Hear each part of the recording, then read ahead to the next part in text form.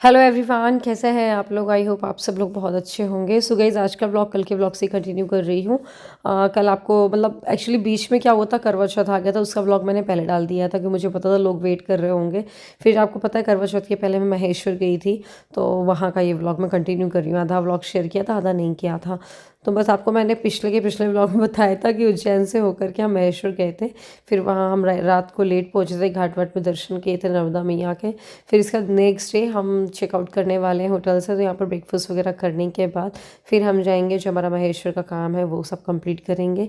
फिर उसके बाद हम लोगों को निकलना है आज बाग के लिए भी, क्योंकि ये सब ना एक ही जगह पे आता है, मतलब खरगोन धार डिस्ट्रिक्ट में आते हैं ये सब, इंदौर के पास में ही है। इसी वजह से हम पूरी प्लान करके ही गए थे कि उज्जैन महेश्वर और बाग सबको कंप्लीट करके जाना है, क्योंकि फिर इतना दूर का है ना, फिर ऐसे अलग से प्लान बनाओ, दो छोटे छोटे बच्चे हैं तो फिर मैनेज करना मुश्किल हो जाता है। तो बस यहाँ पर हमने जब तक कि ब्रेकफास्ट के लिए ऑर्डर लगाया आलू पराठे वगैरह का, तब तक कि बच्चे हो गए यहाँ पर झूला वगैरह लगे हुए थे, वहाँ झूल रहे थे। फिर बस हम लोगों ने पराठा खाया, बहुत टेस्टी पराठे थे। कुछ तो मेरा कल ना एकादशी का फास्ट था, तो एकादशी के फास्ट के ना नेक्स्ट डे पता नहीं मुझे ऐसा होता है यार, बहुत तेज़ भूख लगती है, तो वो आलू के पराठे इसलिए मैंने बोला चलो हैवी सा खा लेंगे, और डोसा वगैरह ही मंगा लिया था।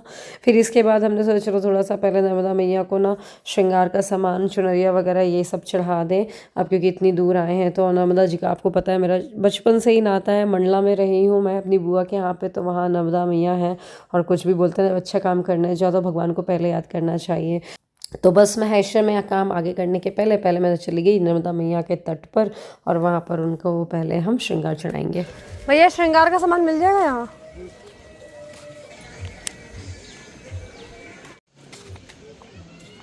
तो तब तक कि ना सौरभ बच्चों को लेकर के सुबह और सौरभ चले गए थे वहाँ पर नर्मदा जी के पास में। ये देखिए, ये महेश्वर का घाट है। पता है जो महेश्वरी साड़ियाँ होती हैं वो इस महल, यहाँ पर आगे जाके फोर्ट है, तो वहाँ पर किला है जो उसमें जैसी बना हुआ है नक्काशी, वही सब चीज़ों को महेश्वरी साड़ियों में बनाया, मतलब उसी से इंस्पिरेशन ली गई है। और जब अहिल्याबाई होलकर जी यहाँ पर रहती थी उस समय ही ये वीविंग स्टार्ट हो गई थी, उस टाइम पे ही उन्होंने बुनाई स्टार्ट करी थी, जो कि आज तक की मतलब कंटिन्यू है। तो बस यहाँ पर हमने दर्शन किए। मन तो बहुत था यार ये अंदर जाने का, हम गए भी हैं एक बार, लेकिन टाइम कम था।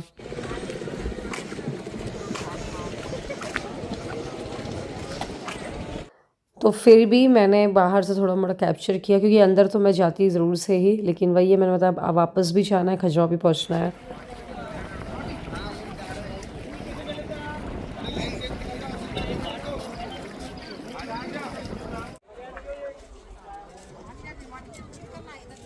इस टाइम बहुत कम है, इसलिए हम अंदर फिर नहीं जा रहे हैं, क्योंकि आज ही हमें बाग भी कवर करना है, तो इस वजह से मुश्किल होगा अगर हमको मतलब 5-5 10-10 मिनट बजा के चलने हैं। और साथ में कल सौरभ का काम भी है, तो हमें कल सुबह एनी हाउ खजुराहो पहुँचना है। ये 2-3 दिन का टाइम था, हमने इसमें प्लान किया था, और बच्चे भी हैं साथ में, तो थोड़ा थोड़ा देर लग ही जाता है। जैसे बच्चे नहीं हों या बड़े हों, छोड़ के आ जाऊँ मैं, बच्चे बड़े हो तो छोड़ के आ जाती, घर छोटे भी हैं तो लेके आना भी ज़रूरी हो जाता है। पर अब अगली बार से ऐसा क्या करूँगी, अगर मुझे आना भी हुआ तो मैं और स्मोली ट्रेन पकड़े और आ गए बच्चों को घर छोड़ करके। सिद्धि लेकिन बहुत छोटी है, सिद्धि को लाना ही पड़ेगा।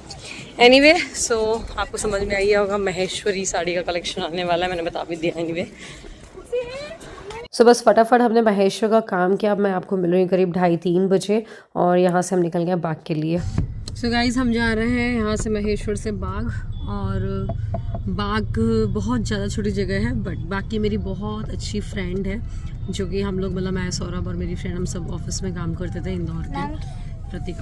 प्रतिका है, तो नन्नू की दोस्त कृतिका है, मेरी दोस्त प्रतिका है। तो प्रतिका से वैसे बात हुई, वो मतलब बात तो हो ही रही है उससे कंटिन्यू, क्योंकि बाग हमारा जाने का चल ही रहा है 1-2 महीने से, बट फाइनली आज जा रहे हैं। तो वो है नहीं अभी घर पे, उसके लॉज का मतलब उसका ससुराल है बाग में, वैसे तो है वो इंदौर की। तो वो लोग गए हुए हैं बाहर, मतलब कुछ वेडिंग कुछ फंक्शन है उनके फैमिली रिलेटिव्स में, तो वहाँ गए हुए हैं, लेकिन उसके फादर इन लॉ यहाँ पर हैं।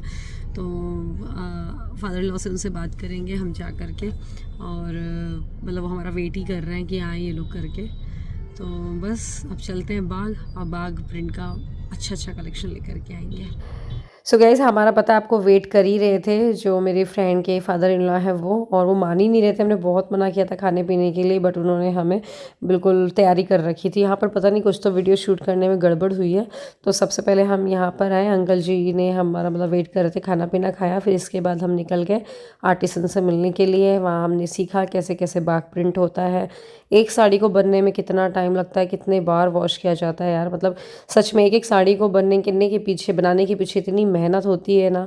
उसको सुखाएंगे और मल्टीपल कलर करने के लिए उसको फिर वॉश भी करेंगे, डाई करेंगे फैब्रिक को पहले, तब जा कर के एक साड़ी निकल कर के आती है।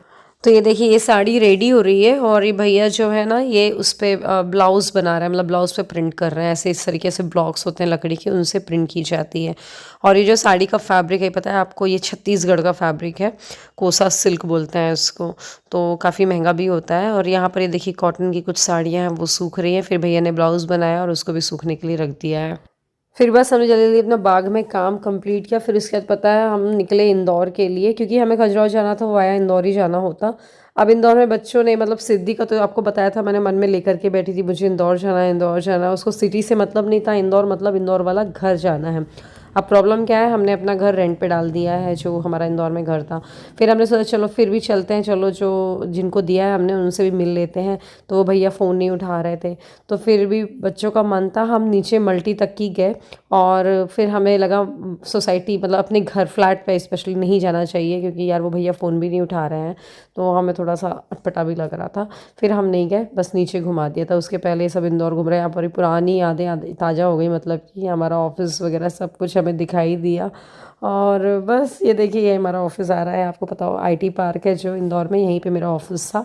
और मुझे पूरा यार मतलब बोलते हैं ना फ्लैशबैक हो रहा था, कैसे मैं नन्नू को फीड कराने के लिए पता बीच में आती थी लंच ब्रेक पे, फिर वापस जाती थी। मतलब वाली लाइफ भी ना बहुत ज़्यादा मतलब क्या बोलना चाहिए हैक्टिक थी। फिर बस यहीं आईटी पार्क के आगे जा कर के हमारा फ्लैट था, तो हम ये अपने घर की मल्टी में मतलब नीचे आ गए थे। तो हो गया यार, जब जाओ ना तो सारी चीज़ें है ना याद आती हैं अपने आप ही। वाह यार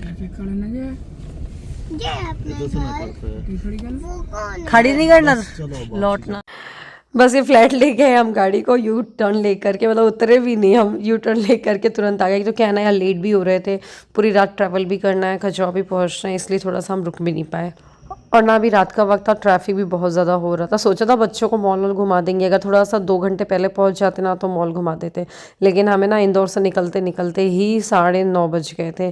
फिर आपको पता होगा जो लोग ट्रैवल करते होंगे इंदौर भोपाल के बीच में, तो बीच में सोनकच्छ पड़ता है। तो सोनकच्छ में फिर हम लोगों ने डिनर किया, और डिनर में भी ना हमारा बिल्कुल भी खाने का मन नहीं था कि पनीर की सब्ज़ी और रोटी खाने का। तो हम लोगों ने तो ऐसा हल्का फुल्का सा ऑर्डर किया था, जैसे पोहा कर लिया था ऑर्डर, पैटीज़ कर लिया था, और ये क्रिस्पी कॉर्न कर लिए थे। तो ये सब चीज़ों में हमारा पेट भर गया था। और अब पूरी रात हमें ट्रैवल करना था, पूरी रात मैं जागते भी रह गई थी इनफैक्ट, क्योंकि वो थोड़ा सा लगता है ना नींद नहीं लग जाए आंसू भैया की या किसी की। लेकिन हाँ आंसू भैया भी बहुत साथ दिए, बिल्कुल भी नींद नहीं लगी। और हम सुबह करीब 8:30 बजे खजुराहो पहुँच गए।